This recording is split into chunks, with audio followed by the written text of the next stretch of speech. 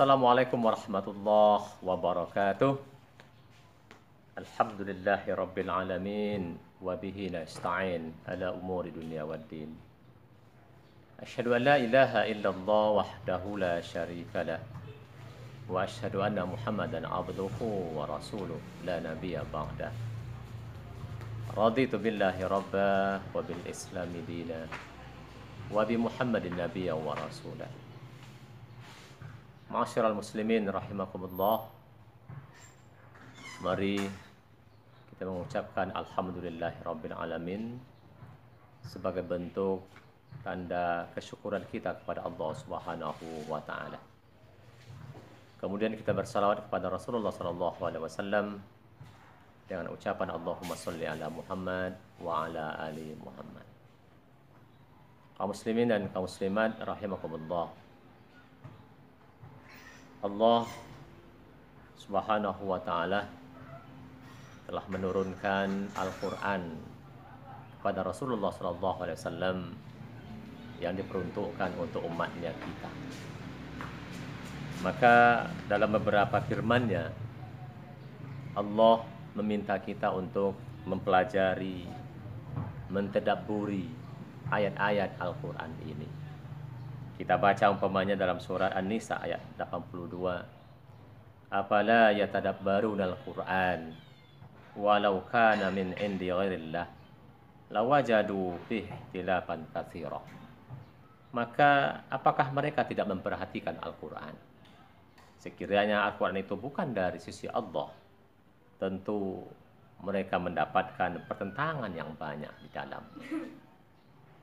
Kemudian dalam surat Muhammad ayat 24 Allah katakan, afala yatadabbarunal Qur'an am ala qulubin aqfaluha. Maka apakah mereka tidak memperhatikan Al-Qur'an? Ataukah hati mereka sudah terkunci? Maka kaum muslimin yang berbahagia, dari dua ayat ini jelas Allah Subhanahu wa taala memerintahkan kita untuk senantiasa melakukan tadabbur, memperhatikan ayat demi ayat dari Al-Quran sebagai sumber ajaran Islam itu sendiri. Kemudian dalam surah As-Sad ayat 29 Allah katakan, kitabun anzalnahu ilaika mubarakun liyadabbaru ayatih wa liyatazakkara ulul albab. Ini adalah sebuah kitab yang kami turunkan kepadamu, penuh dengan berkah, supaya mereka memperhatikan ayat-ayatnya dan supaya mereka mendapatkan pelajaran orang-orang yang mempunyai pikiran. Maka kaum muslimin yang berbahagia, apa yang mesti kita lakukan terhadap Al-Quran ini? Apa kewajiban kita sebagai seorang muslim terhadap Al-Quran? Maka paling tidak ada beberapa kewajiban yang mesti kita lakukan.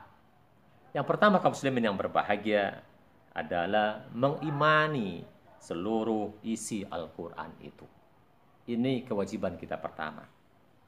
Oleh sebab itu, Allah Subhanahu wa ta'ala meminta kita untuk beriman, mengimani semua isi Al-Quran yang terdiri dari 114 surat, 30 juz, 6.236 ayat itu. Mesti kita imani bahwa semua itu adalah wahyu Allah, datangnya dari Allah Subhanahu wa taala yang memiliki kebenaran yang mutlak. Maka kaum muslimin yang berbahagia, dengan mengimani Al-Qur'an, maka tentu nanti akan memunculkan kecintaan-kecintaan kita terhadap ayat-ayat itu. Ini kewajiban pertama kita terhadap Al-Qur'an. Yang kedua, kaum muslimin yang berbahagia, kewajiban kita adalah membaca Al-Quran itu.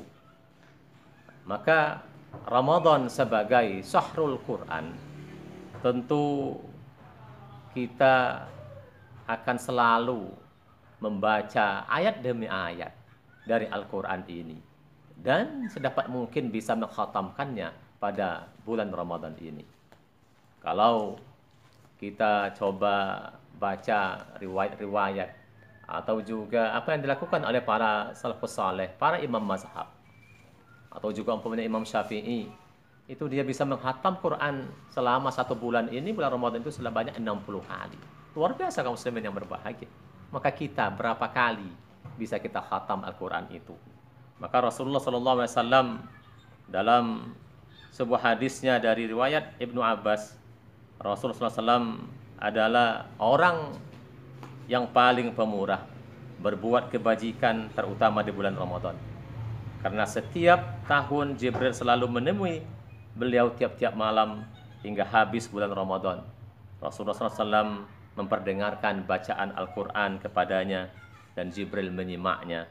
Apabila Jibril mendatanginya, beliau lebih giat lagi berbuat kebajikan melebihi angin yang berhembus. Maka kaum muslimin yang berbahagia, ketika kita membaca Al-Quran, tentu banyak faedah-faedah yang kita dapatkan. Salah satunya dalam sebuah hadis riwayat Muslim, Iqra'ul Qur'an fa innahu ya'ti yaumal qiyamah syafi'an li ashabihi.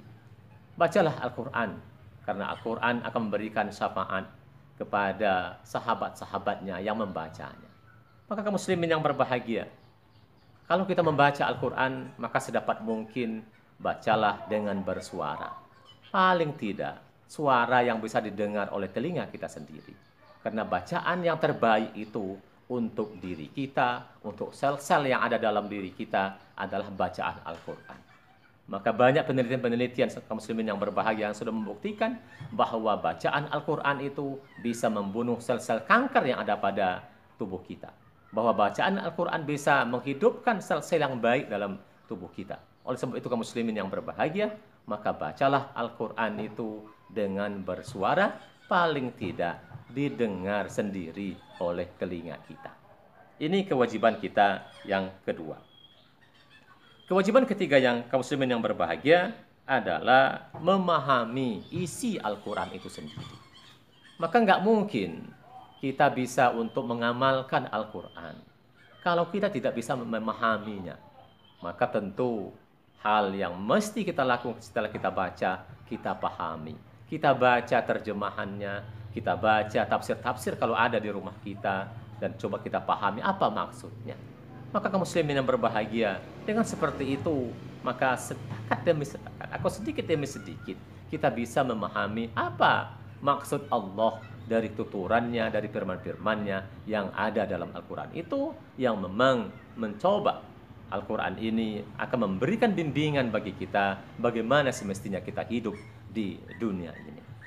Kemudian yang keempat kaum muslimin yang berbahagia adalah mengamalkan kandungan Al-Quran.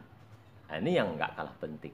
Jadi ketika sudah kita imani, kemudian kita baca, kita pahami, lalu tentu yang berikutnya kita amalkan Al-Quran itu.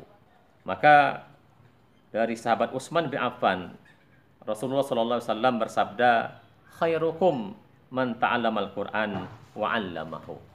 Hadis riwayat Bukhari. Bahwa sebaik-baik kalian adalah orang yang mempelajari Al-Quran dan mengajarkannya.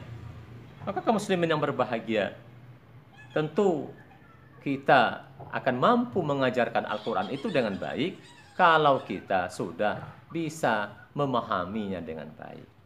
Maka kaum muslimin yang berbahagia, ini kewajiban kita yang keempat, bahwa kita bagaimana tutur kata kita, bagaimana perilaku-perilaku yang harus kita lakukan dalam hidup dan kehidupan ini, karena semua hal yang akan kita lakukan dalam hidup ini itu sudah diberikan oleh Allah Subhanahu wa taala dalam sebuah kitab tuntunan kehidupan yang disebut dengan Al-Quran ini. Oleh sebab itu, gak ada pilihan lain bagi kita kaum muslimin yang berbahagia. Yang terbaik yang mesti kita lakukan adalah bagaimana kita mengamalkan Al-Quran ini dalam hidup dan kehidupan. Ketika kita mampu mengamalkannya dengan baik, maka kehidupan ini akan berjalan dengan tenang, aman, damai. Kehidupan ini akan memberikan dampak kebahagiaan dalam diri kita.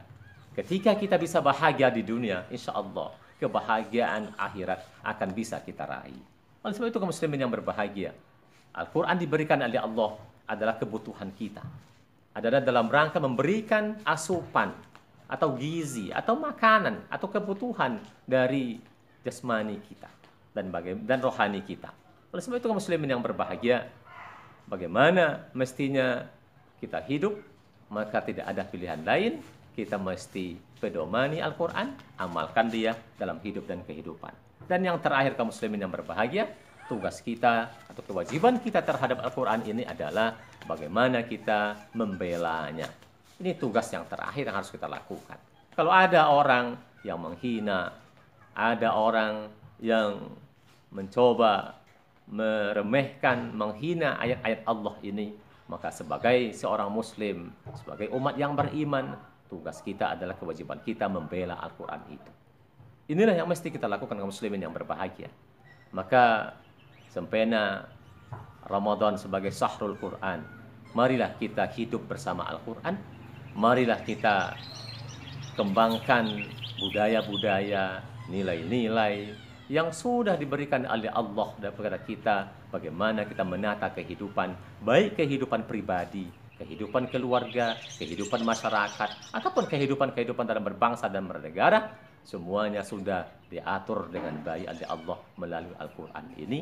Maka inilah kaum muslimin yang berbahagia. Kalau mau kita hidup bahagia, hidup nyaman, hidup tenang di dunia sampai di akhirat, maka pilihan yang terbaik adalah mari kita hidup bersama Al-Quran.